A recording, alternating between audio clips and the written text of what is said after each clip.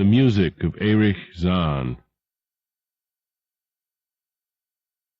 I have examined maps of the city with the greatest care, yet have never again found the Rue d'Orsay. These maps have not been modern maps alone, for I know that names change. I have, on the contrary, delved deeply into all the antiquities of the place, and have personally explored every region, of whatever name, which could possibly answer to the street I knew as the Rue d'Orsay. But despite all I have done, it remains an humiliating fact that I cannot find the house, the street, or even the locality where, during the last months of my impoverished life as a student of metaphysics at the university, I heard the music of Erich Zann. That my memory is broken, I do not wonder, for my health, physical and mental, was gravely disturbed throughout the period of my residence in the Rue d'Orsay, and I recall that I took none of my few acquaintances there. But that I cannot find the place again is both singular and perplexing, for it was within a half-hour's walk of the university, and was distinguished by peculiarities which could hardly be forgotten by anyone who had been there. I have never met a person who has seen the Rue d'Orsay. The Rue d'Orsay lay across a dark river bordered by precipitous brick, blear-windowed warehouses, and spanned by a ponderous bridge of dark stone. It was always shadowy along that river, as if the smoke of neighboring factories shut out the sun perpetually. The river was also odorous, with evil stenches which I have never smelled elsewhere, and which may some day help me to find it, since I should recognize them at once. Beyond the bridge were narrow, cobbled streets with rails, and then came the ascent, at first gradual, but incredibly steep, as the Rue d'Orsay was reached. I have never seen another street as narrow and steep as the Rue d'Orsay. It was almost a cliff, closed to all vehicles, consisting in several places of flights of steps, and ending at the top in a lofty ivied wall. Its paving was irregular, sometimes stone slabs, sometimes cobblestones, and sometimes bare earth with struggling greenish-gray vegetation. The houses were tall, peaked-roofed, incredibly old, and crazily leaning backward, forward, and sidewise. Occasionally an opposite pair, both leaning forward, almost met across the street like an arch, and certainly they kept most of the light from the ground below. There were a few overhead bridges from house to house across the street. The inhabitants of that street impressed me peculiarly. At first I thought it was because they were all silent and reticent, but later I decided it was because they were all very old. I do not know how I came to live on such a street, but I was not myself when I moved there. I had been living in many poor places, always evicted for want of money, until at last I came upon that tottering house in the Rue d'Orsay, kept by the paralytic Blondeau. It was the third house from the top of the street, and by far the tallest of them all. My room was on the 5th story, the only inhabited room there, since the house was almost empty. On the night I arrived, I heard strange music from the peaked garret overhead, and the next day asked old Blondeau about it. He told me it was an old German viol player, a strange, dumb man who signed his name Erich Zann, who played the evenings in a cheap theater orchestra, adding that Zann's desire to play in the night after his return from the theater was the reason he had chosen this lofty and isolated garret room, whose single gable window was the only point on the street from which one could look over the terminating wall at the declivity and panorama beyond. Thereafter I heard Zann every night, and although he kept me awake, I was haunted by the weirdness of his music.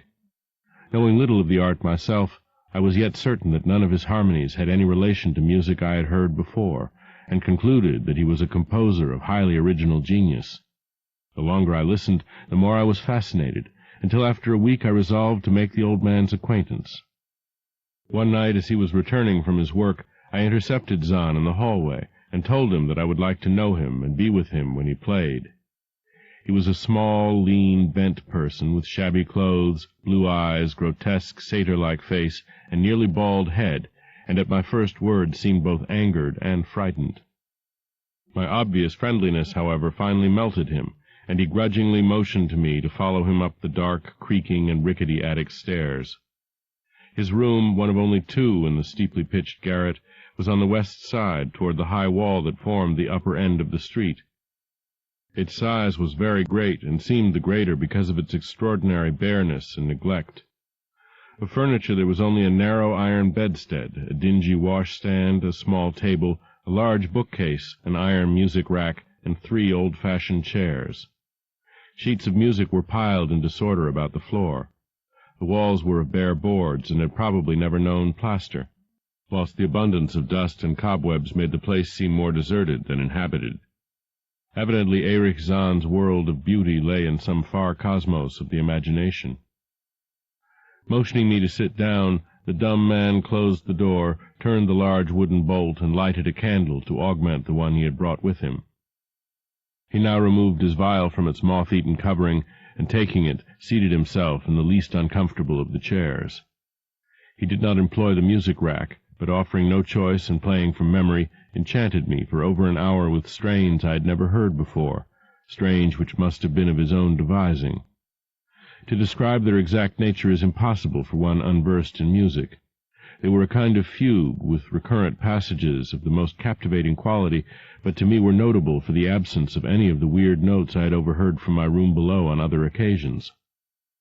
Those haunting notes I had remembered, and had often hummed and whistled inaccurately to myself, so when the player at length laid down his bow, I asked him if he would render some of them. As I began my request, the wrinkled satyr-like face lost the bored placidity it had possessed during the playing, and seemed to show the same curious mixture of anger and fright which I had noticed when first I accosted the old man. For a moment I was inclined to use persuasion, regarding rather lightly the whims of senility, and even tried to awaken my host's weirder mood by whistling a few of the strains to which I had listened the night before. But I did not pursue this course for more than a moment, for when the dumb musician recognized the whistled air, his face grew suddenly distorted with an expression wholly beyond analysis, and his long, cold, bony right hand reached out to stop my mouth and silence the crude imitation. As he did this, he further demonstrated his eccentricity by casting a startled glance toward the lone curtained window, as if fearful of some intruder, a glance doubly absurd, since the garret stood high and inaccessible above all the adjacent roofs, this window being the only point on the steep street, as the concierge had told me, from which one could see over the wall at the summit. The old man's glance brought Blandot's remark to my mind, and with a certain capriciousness I felt a wish to look out over the wide and dizzying panorama of moonlit roofs and city lights beyond the hilltop, which of all the dwellers of the Rue d'Orsay only this crabbed musician could see. I moved toward the window, and would have drawn aside the nondescript curtains, when with a frightened rage even greater than before, the dumb lodger was upon me again, this time motioning with his head toward the door as he nervously strove to drag me thither with both hands. Now, thoroughly disgusted with my host, I ordered him to release me, and told him I would go at once. His clutch relaxed, and as he saw my disgust and offense, his own anger seemed to subside. He tightened his relaxing grip, but this time in a friendly manner, forcing me into a chair, then with an appearance of wistfulness crossing to the littered table, where he wrote many words with a pencil in the labored French of a foreigner. The note which he finally handed me was an appeal for tolerance and forgiveness. Zann said that he was old, lonely, and afflicted with strange fears and nervous disorders connected with his music and with other things. He had enjoyed my listening to his music, and wished I would come again, and not mind his eccentricities, but he could not play to another his weird harmonies, and could not bear hearing them from another, nor could he bear having anything in his room touched by another. He had not known until our hallway conversation that I could overhear his playing in my room, and now asked me if I would arrange with Blandot to take a lower room where I could not hear him in the night. He would, he wrote, defray the difference in rent. As I sat deciphering the execrable French, I felt more lenient toward the old man. He was a victim of physical and nervous suffering, as was I, and my metaphysical studies had taught me kindness. In the silence there came a slight sound from the window. The shutter must have rattled in the night wind, and for some reason I started almost as violently as did Erich Zann. So when I had finished reading, I shook my host by the hand and departed as a friend. The next day Blandot gave me a more expensive room on the 3rd floor, between the apartments of an aged money-lender and the room of a respectable upholsterer. There was no one on the 4th floor. It was not long before I found that Zann's eagerness for my company was not as great as it had seemed while he was persuading me to move down from the 5th story. He did not ask me to call on him, and when I did call he appeared uneasy and played listlessly. This was always at night. In the day he slept and would admit no one. My liking for him did not grow, though the attic room and the weird music seemed to hold an odd fascination for me. I had a curious desire to look out of that window, over the wall and down the unseen slope with the glittering roofs and spires which must lie outspread there. Once I went up to the garret during theatre hours, when Zann was away, but the door was locked. What I did succeed in doing was to overhear the nocturnal playing of the dumb old man. At first I would tiptoe up to my old 5th floor. Then I grew bold enough to climb the last creaking staircase to the peaked garret. There in the narrow hall outside the bolted door with the covered keyhole, I often heard sounds which filled me with an indefinable dread, the dread of vague wonder and brooding mystery. It was not that the sounds were hideous, for they were not, but that they held vibrations suggesting nothing of this globe of earth, and that at certain intervals they assumed a symphonic quality which I could hardly conceive as produced by one player. Certainly Erich Zann was a genius of wild power. As the weeks passed, the playing grew wilder, whilst the old musician acquired an increasing haggardness and furtiveness pitiful to behold. He now refused to admit me at any time, and shunned me whenever we met on the stairs. Then one night, as I listened at the door, I heard the shrieking viol swell into a chaotic babble of sound, a pandemonium which would have led me to doubt my own shaking sanity, had there not come from behind that barred portal a piteous proof that the horror was real. The awful, inarticulate cry which only a mute can utter, and which rises only in moments of the most terrible fear or anguish. I knocked repeatedly at the door, but received no response. Afterward I waited in the black hallway, shivering with cold and fear, till I heard the poor musician's feeble effort to rise from the floor by the aid of a chair. Believing him just conscious after a fainting fit, I renewed my rapping, at the same time calling out my name reassuringly. I heard Zann stumble to the window and close both shutter and sash, then stumble to the door, which he falteringly unfastened to admit me.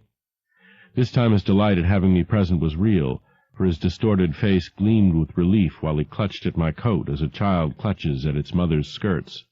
Shaking pathetically, the old man forced me into a chair, whilst he sank into another, beside which his viol and bow lay carelessly on the floor. He sat for some time inactive, nodding oddly, but having a paradoxical suggestion of intense and frightening listening. Subsequently he seemed to be satisfied, and crossing to a chair by the table, wrote a brief note, handed it to me, and returned to the table, where he began to write rapidly and incessantly. The note implored me, in the name of mercy, and for the sake of my own curiosity, to wait where I was while he prepared a full account in German of all the marvels and terrors which beset him. I waited, and the dumb man's pencil flew.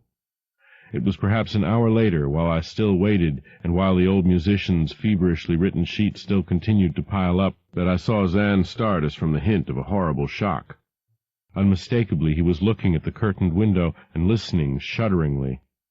Then I half fancied I heard a sound myself, though it was not a horrible sound, but rather an exquisitely low and infinitely distant musical note, suggesting a player in one of the neighboring houses, or in some abode beyond the lofty wall over which I had never been able to look. Upon Zann the effect was terrible, for dropping his pencil suddenly he rose, seized his viol, and commenced to rend the night with the wildest playing I had ever heard from his bow, save when listening at the barred door. It would be useless to describe the playing of Erich Zann on that dreadful night. It was more horrible than anything I had ever overheard, because I could now see the expression of his face, and could realize that this time the motive was stark fear. He was trying to make a noise, to ward something off or drown something out. What, I could not imagine, awesome though I felt it must be. The playing grew fantastic, delirious, and hysterical, yet kept to the last the qualities of supreme genius which I knew this strange old man possessed. I recognized the air. It was a wild Hungarian dance, popular in the theatres, and I reflected for a moment that this was the first time I had ever heard Zann play the work of another composer. Louder and louder, wilder and wilder, mounted the shrieking and whining of that desperate viol. The player was dripping with an uncanny perspiration and twisted like a monkey, always looking frantically at the curtained window. In his frenzied strains I could almost see shadowy satyrs and bacchanals dancing and whirling insanely through seething abysses of clouds and smoke and lightning. And then I thought I heard a shriller, steadier note that was not from the viol, a calm, deliberate, purposeful, mocking note from far away in the west. At this juncture the shutter began to rattle in a howling night wind which had sprung up outside as if in answer to the mad playing within. Zann's screaming viol now outdid itself, emitting sounds I had never thought a viol could emit. The shutter rattled more loudly, unfastened, and commenced slamming against the window. Then the glass broke shiveringly under the persistent impacts, and the chill wind rushed in, making the candles sputter, and rustling the sheets of paper on the table where Zann had begun to write out his horrible secret. I looked at Zann, and saw that he was past conscious observation. His blue eyes were bulging, glassy, and sightless, and the frantic playing had become a blind, mechanical, unrecognizable orgy that no pen could ever suggest. A sudden gust, stronger than the others, caught up the manuscript and bore it toward the window. I followed the flying sheets in desperation, but they were gone before I reached the demolished panes.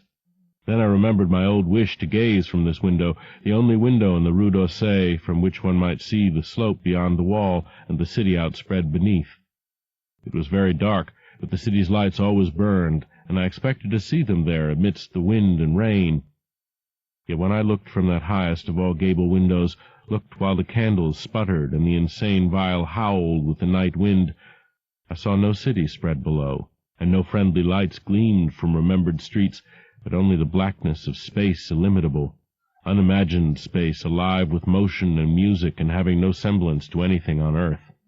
And as I stood there looking in terror, the wind blew out both the candles in that ancient peaked garret, leaving me in savage and impenetrable darkness with chaos and pandemonium before me and the demon madness of that night-baying viol behind me. I staggered back in the dark, without the means of striking a light, crashing against the table, overturning a chair, and finally groping my way to the place where the blackness screamed with shocking music. To save myself and Erich Zann, I could at least try, whatever the powers opposed to me. Once I thought some chill thing brushed me, and I screamed, but my scream could not be heard above that hideous viol. Suddenly out of the blackness the madly sawing bow struck me, and I knew I was close to the player. I felt ahead, touched the back of Zann's chair, and then found and shook his shoulder in an effort to bring him to his senses. He did not respond, and still the viol shrieked on without slackening. I moved my hand to his head, whose mechanical nodding I was able to stop, and shouted in his ear that we must both flee from the unknown things of the night, but he neither answered me nor abated the frenzy of his unutterable music, while all through the garret strange currents of wind seemed to dance in the darkness and babble. When my hand touched his ear, I shuddered, though I knew not why till I felt of the still face, the ice-cold, stiffened, unbreathing face whose glassy eyes bulged uselessly into the void. And then, by some miracle, finding the door and the large wooden bolt, I plunged wildly away from that glassy-eyed thing in the dark, and from the ghoulish howling of that accursed viol whose fury increased even as I plunged. Leaping, floating, flying down those endless stairs through the dark house, racing mindlessly out into the narrow, steep, and ancient street of steps and tottering houses, clattering down steps and over cobbles to the lower streets and the putrid, canyon-walled river, panting across the great dark bridge to the broader, healthier streets and boulevards we know. All these are terrible impressions that linger with me, and I recall that there was no wind, and that the moon was out, and that all the lights of the city twinkled. Despite my most careful searches and investigations, I have never since been able to find the Rue d'Orsay. But I am not wholly sorry, either for this or for the loss in undreamable abysses of the closely written sheets which alone could have explained the music of Erich Zann.